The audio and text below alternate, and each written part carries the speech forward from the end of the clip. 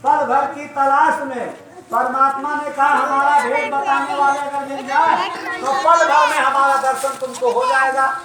मैं तुम्हारे वजूद के अंदर विराजमान हूँ। तो इसलिए जब ऐसे गुरु मिल जाएंगे, सदगुरु मिल जाएंगे, जैसे पहले गुरु देखिए कबीरदास जी थे, पहले महात्मा, पहले संत इस धरती पर कबीर साहब आए। उसके पहले गुप्त संत हुआ करते थे और त्रेता द्वापर और मतलब है कि सतयुग वगैरह में ऋषि मुनि हुआ करते थे। संत नहीं आए, प्रगट संत नहीं पैदा हुए, प्रगट संत कलयुग में आए। इसीलिए लिखा है कि सतयुग त्रेता द्वापर बीता, कोई न जाने शब्द की रीता, कलयुग में स्वामी दया विचारी, प्रगट करके शब्द पुकारी। रामायण में लिखा कलयुग बड़ा बढ़िया युग है।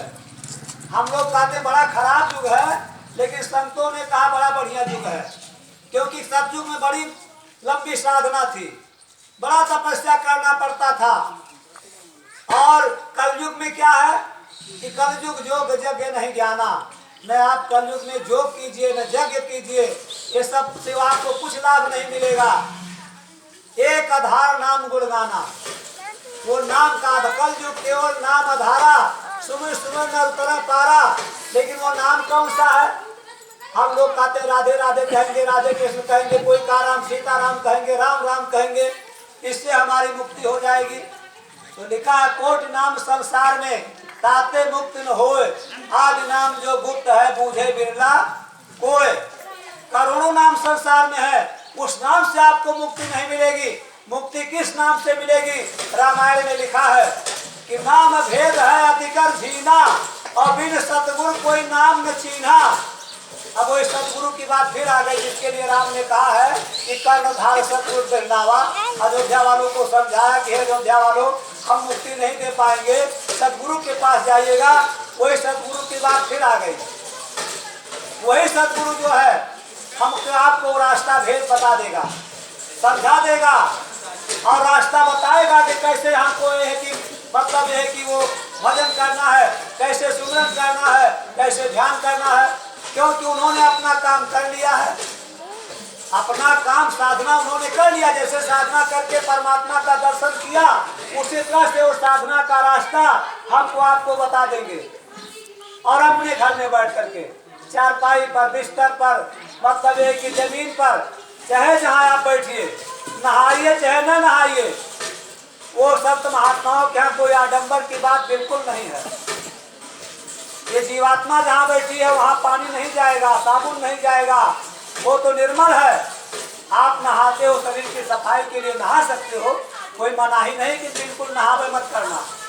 आप नहाइए, लेकिन पूजा के लिए कोई नहाने जरूरी नहीं है। जो पूजा महात्मा बताते हैं, संत बताते हैं, मन तू भजो गुरु का नाम। अब देखिए कैसे लोगों ने साधना किया।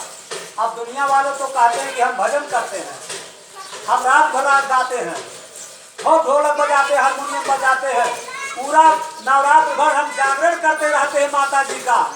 तो उस जागरण से आपको कुछ नहीं मिलेगा, चिल्लाने से कुछ नहीं मिलेगा। कबीर साहब ने कहा कि गावत गावत गायब होइगे सुनत सुनत गीत, और कहें कबीर सुना भाई साधो तनिक में पड़ा नाम का छीट। वो नाम का छिटका भी नहीं पड़ पाया आपके शरीर पर, नाम का छिटका नहीं पड़ पाया। रात भर गाते गाते गला फट गया, ढोलक फूट गई, हारमोनियम फूट गया, लेकिन तनिक में पड़ा नाम का छीट, वो आपको कैसे मिलेगा? लिखा है रामायण में, लिखा गोस्वामी दास जी ने कि हमने ऐसा गुरु बना लिया जो आदमी के शरीर में थे लेकिन परमात्मा से मिले थे। बंदह गुरु पद कंज कृपा से न रूप हरि। तो हमने साधना किया। कैसे साधना किया? लिखा है रामायण में कि मुँह देव नयन प्रसिद्ध भयो, नाचे कूदे गाए बजाए, ढोलक हारमोनियम नहीं बजाए, एकांत में एक जगह पर बैठ करके आसन मार अडिग हो बैठो, यही भजन की रीति महात्माओं ने बताया है।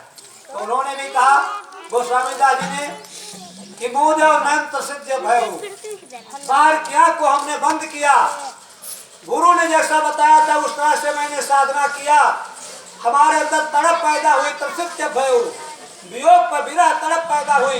क्योंकि हंस हंस कर पाया जिन पाया तिन रोए, जिन लोगों ने मालिक को प्राप्त किया रो करके प्राप्त किया। तो उन्होंने भी कहा कि हमारे अंदर तड़प पैदा हुई, विरह पैदा हुई, प्रसिद्ध हुआ। तब मेरे जीवात्मा की आँख खुल गई।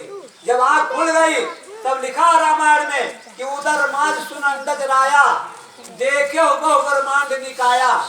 तमाम अंड पिंड ब्रह्मांडों को हमने जाकर के देखा तीसरी आंख से, जीवात्मा की आंख से।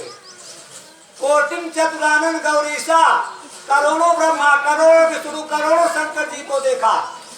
हम लोगों की जिंदगी बीत रही है देवताओं का पूजा करते करते, लेकिन उन देवी देवताओं का शायद दर्शन हो सकता है, न हो पावे।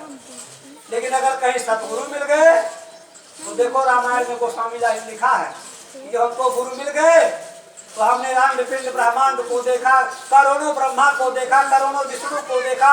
हम लोग तो एक शंकर जी को पूजा करते हैं, लेकिन करोड़ों शंकर जी आपको दर्शन देंगे, करोड़ों देवी देवता आपको मिलेंगे, क्योंकि पहला कदम स्वर्ग में देवलोक में ही पड़ेगा।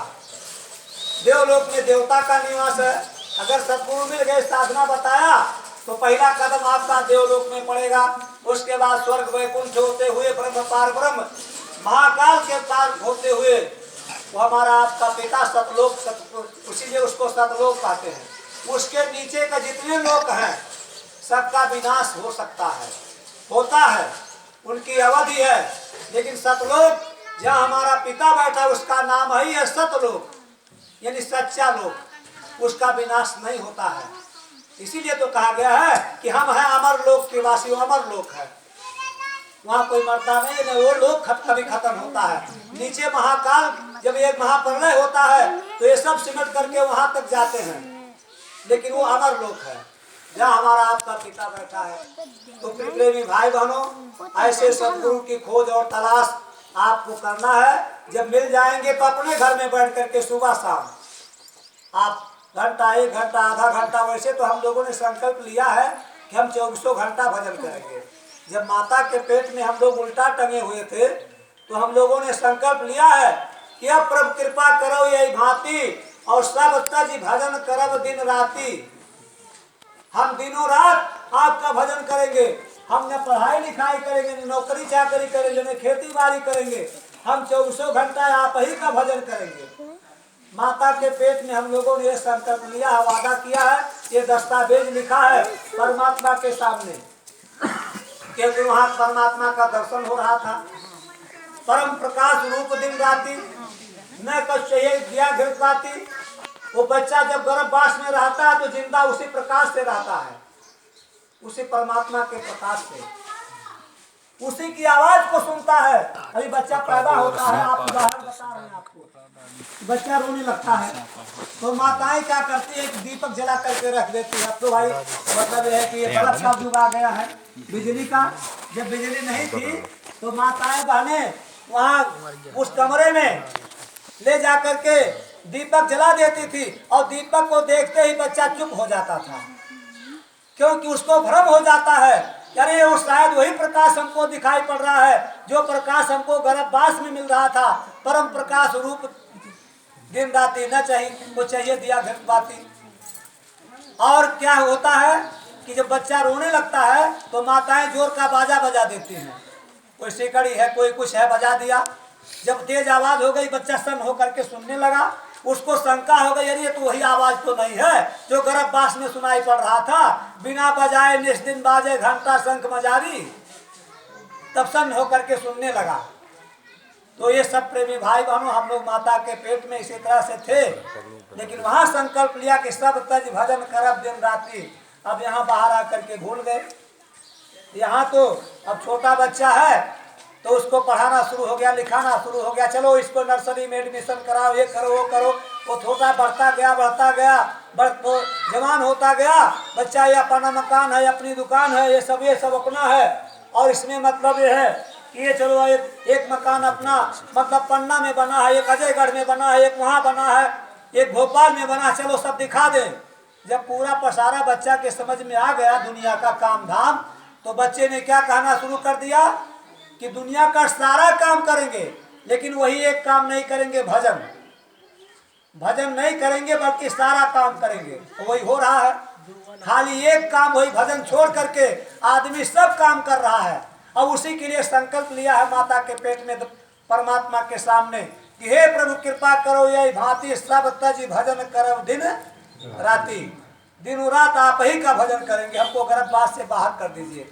तो इसी की याद दिलाने के लिए संत महात्मा आते हैं। मोह निशा जग सोवन हारा, देखे स्वप्न अनेक प्रकारा, संत मही विचरत ये हेतु, जड़ जीवन को कर सचेतु। सचेत करते रहते, करे बच्चा, अरे करोड़ों जन्मों की बात तो ये मानव तम तुमको मिला हुआ है और फिर नरक में जाने की तैयारी कर रहे हो, नरक 84 से आए हो। ये दर्द महात्मा को है। हमको नहीं पता पिछले जन्म में हम क्या थे, लेकिन हमको देखते ही उनको पता लग जाता है, देखो ये नरक 84 से आया है और फिर नरक 84 में जाने की तैयारी कर रहा है। इसलिए अपार मेहनत, कठिन परिश्रम महात्मा महापुरुष इस धरती पर विचरण करके करते हैं। संत मही विचरत हेतु, जड़ जीवन को कर सचेतु। तो प्रेमी भाई बहनों, आप लोगों से गुजारिश प्रार्थना है कि आप ऐसे सदगुरु की तलाश करो। आपको कोई मिल जाए तो उससे रास्ता ले करके अपने घर में बैठ करके सुबह शाम कुछ नाम की कमाई करो, कुछ भजन करो। वो भजन गाना बजाना नहीं, वो बता देंगे। जैसे गुरु भाई ने बताया कि कैसे बच्चा सुमरन करना है, कैसे ध्यान करना है, कैसे भजन करना है। ऐसे अगर कोई आपको नहीं मिल रहा है तो अभी आप मथुरा चलिएगा होली के कार्यक्रम में, वहाँ महाराज जी आपको समझा देंगे। लिखा महात्माओं ने, साधन 3 संत यो भरने और साधन तब थोथे मान। थोथा माने बेकार है, इसीलिए तो संतों का विरोध दुनिया वाले करते हैं कि तो ये न पूजा कराते हैं, न ये मानते हैं, न वो मानते हैं, ऐसा नहीं करते हैं, वैसा नहीं करते हैं, ये दुनिया वाले कहते रहते हैं। लेकिन संत महात्मा तो वो पूजा बताते हैं, असली वाली पूजा। तो लिखा महात्माओं ने कि साधन 3 संत यो बरने और सब साधन थोथे मान। महात्माओं ने 3 साधन बताया, सुमिरन, ध्यान और भजन। बाकी और भी जो साधन है वो सब थोथा मान, वो बेकार है। ये 3 साधन महात्माओं ने बताया है, ये 3 साधन है।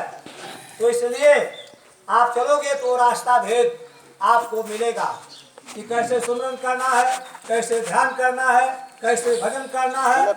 हमारे गुरु भाई ने हम लोगों को जो नाम दान दिया, 5 नाम रूप स्थान आवाज बाजा गाजा, वो थोड़ा कठिन था।